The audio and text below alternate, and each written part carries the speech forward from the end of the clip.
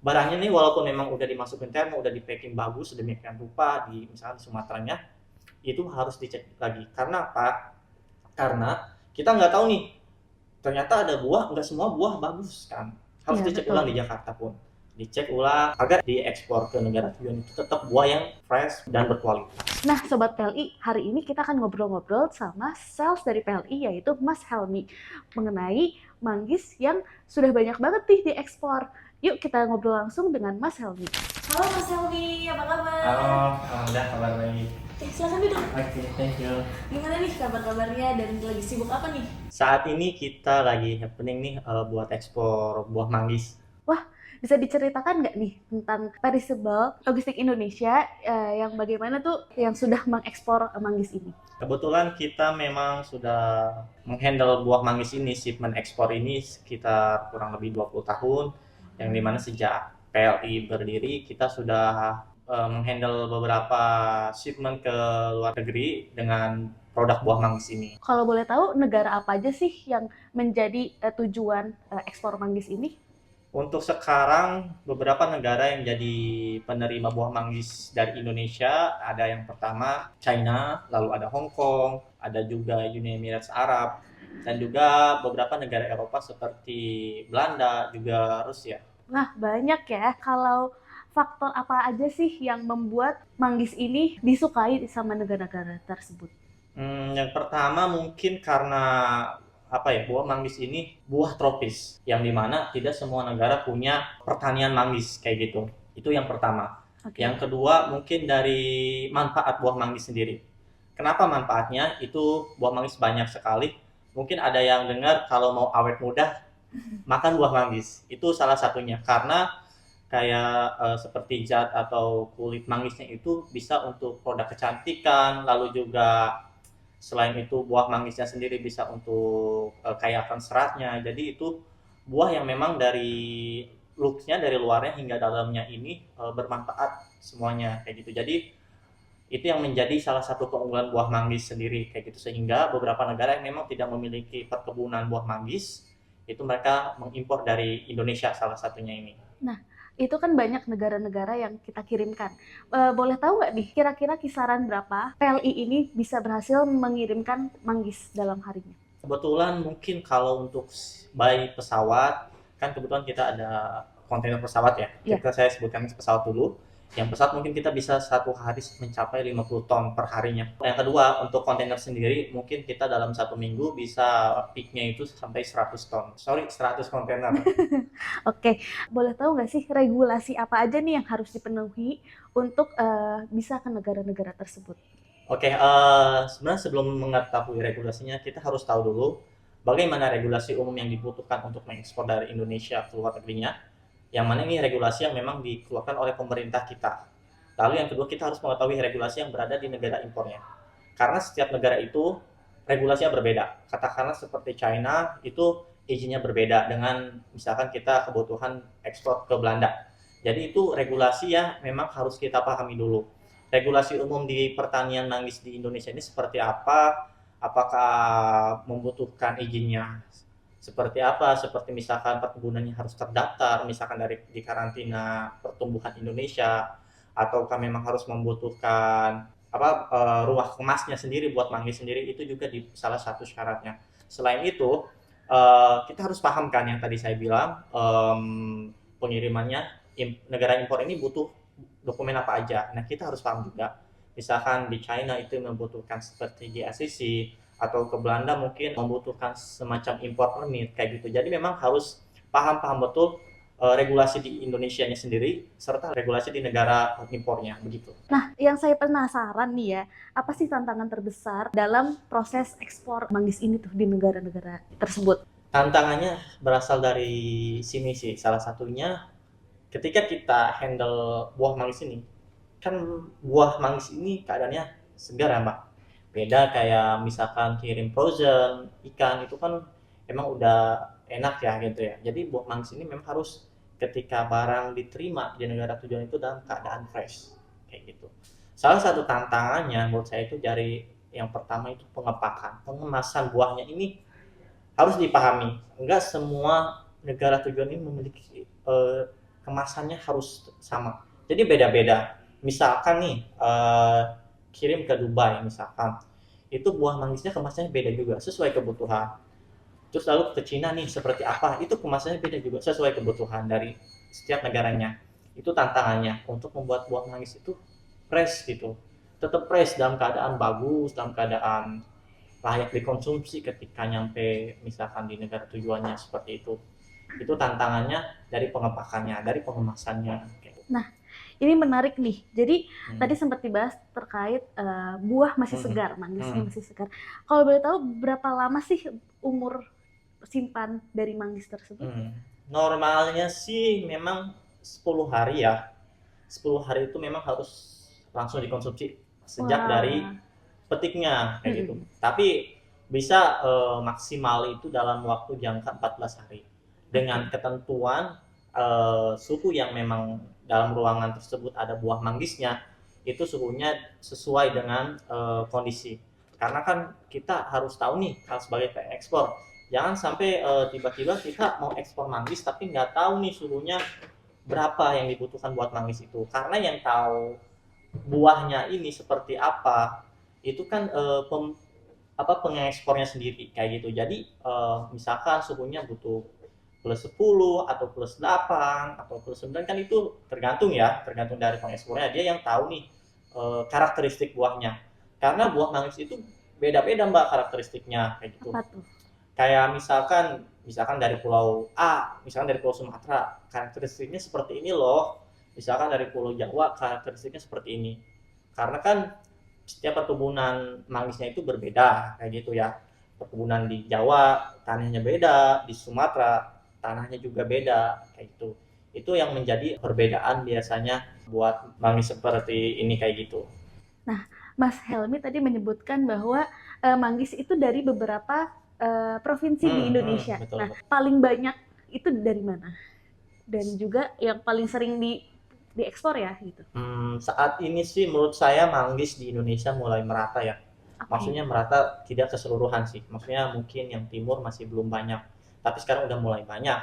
Eh, yang pasti yang pertama pasti di Jawa dengan tanah dataran tingginya itu menjadi salah satu menjadi salah satu keunggulan sendiri di Pulau Jawa. Itu beberapa seperti di Jawa Barat, lalu juga ada beberapa juga di Banten ada, terus juga ada di Jawa Timur ada kayak gitu. Lalu selain itu di Sumatera Barat juga itu menjadi salah satu objek yang mana buah manggis ini banyak pertaniannya gitu Mbak. Jadi banyak dari luar daerah ya di Banyak. provinsi-provinsi di Indonesia. Nah, ini dari daerahnya sendiri aja, dari petaninya, Hmm. belum lagi ke pengiriman di kitanya, terus juga lagi dikirim ke negara tujuan. Nah, itu kan ada prosesnya lama.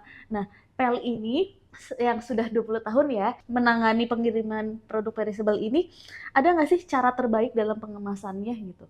Ada fasilitas Hmm. tertentu kah gitu? Coba bisa dijelaskan?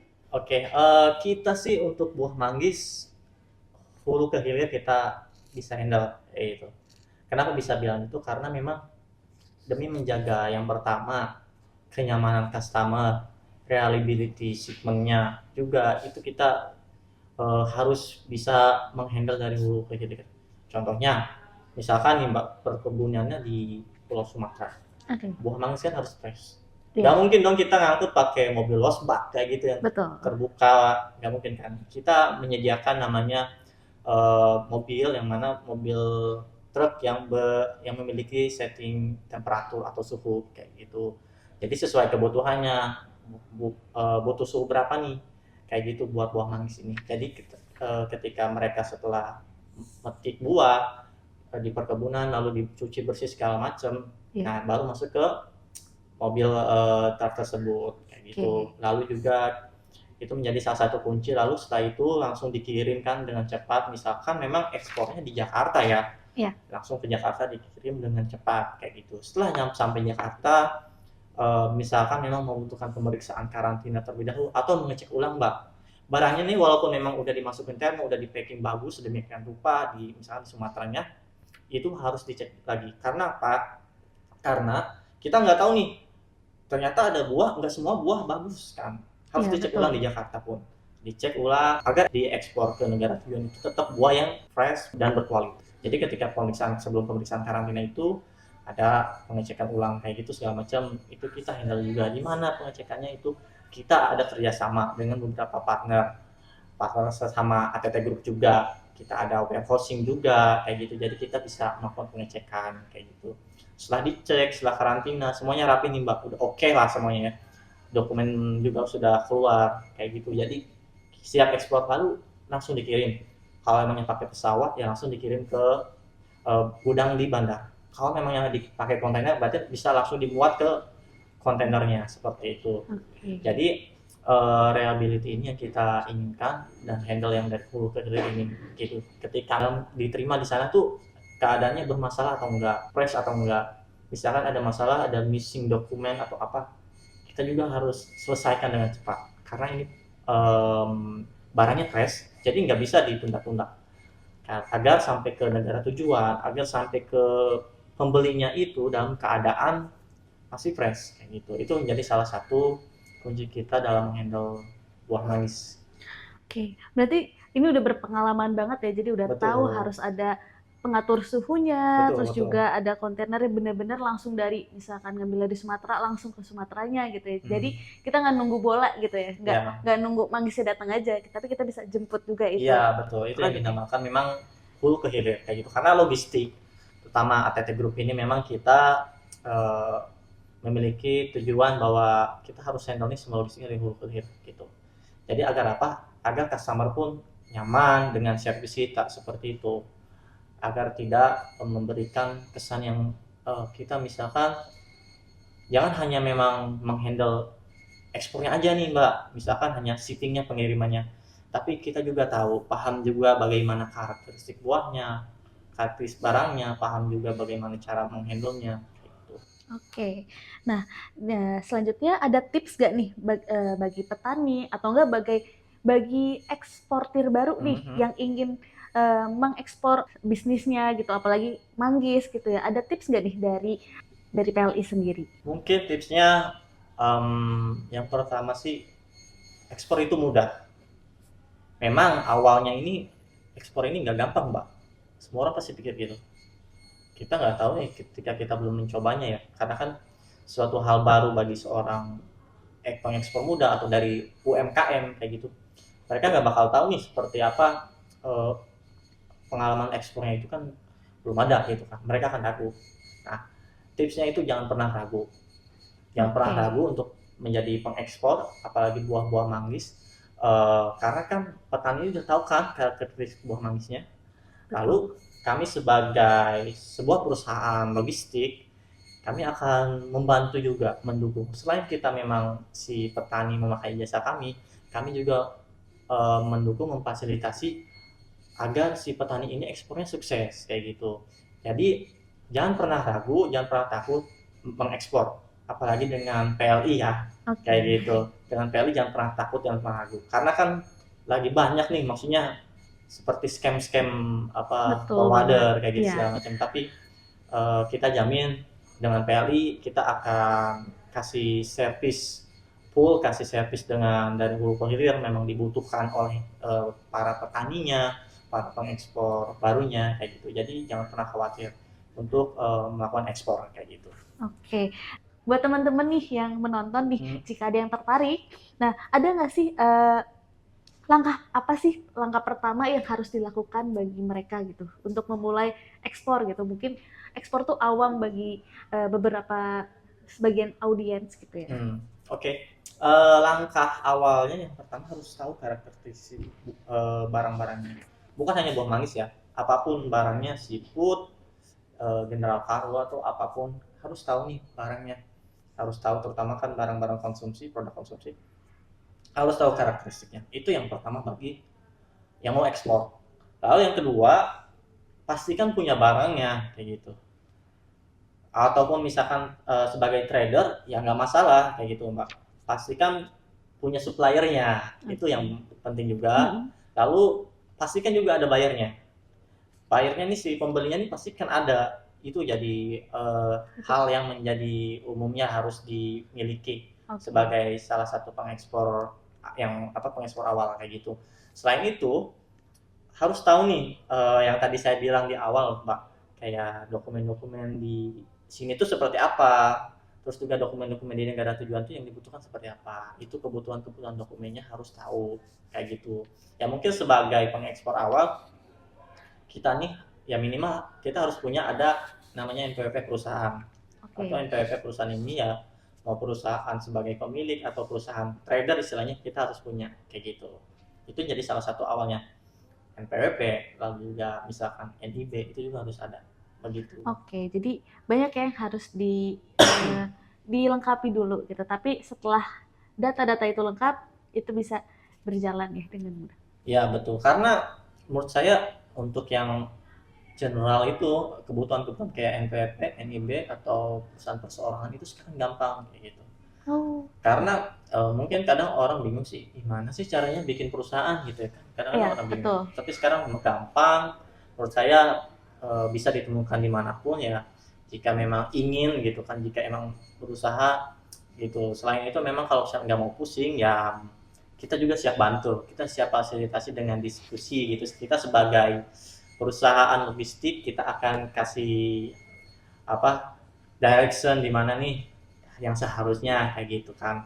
Jika memang masih bingung kayak gitu, jadi Oke. kita bisa saling berdiskusi satu sama lainnya begitu. Nah, menarik nih buat audiens semua. Jadi yang mau mencoba atau nggak penasaran dengan bagaimana sih mau mengekspor tuh harus kayak gimana, bisa langsung aja ke PLI ya buat tanya-tanya langsung, konsultasi dan semacamnya gitu ya. Boleh, betul sekali. Jadi kita nggak bakal nih misalkan ada yang nanya, ya kita akan kasih. Misalkan gimana sih ekspor barang ini tuh? Kita kasih tahu dulu. Kita tanyakan dulu. Misalkan Mas, Mbaknya, Bapak atau Ibunya udah punya ini kayak gitu. Oke. Yang penting kita sebutkan aja. Mas, Mbak, saya mau ekspor nih komoditi misalkan kopi, manggis atau apa. Nanti kita kasih tahu. Oke. Ini butuhnya ini nih, yang kami tahu butuhnya gini nih. Tapi coba pastikan lagi ke siapanya, ke pihak mananya. Istilahnya kita akan kasih apa ya direction juga sebelum ekspor kayak gitu ya. Iya. Karena nggak bisa misalkan Mas Mbak, saya mau ekspor nih PLI. Oh ya udah saya langsung kasih harga, nggak bisa gitu.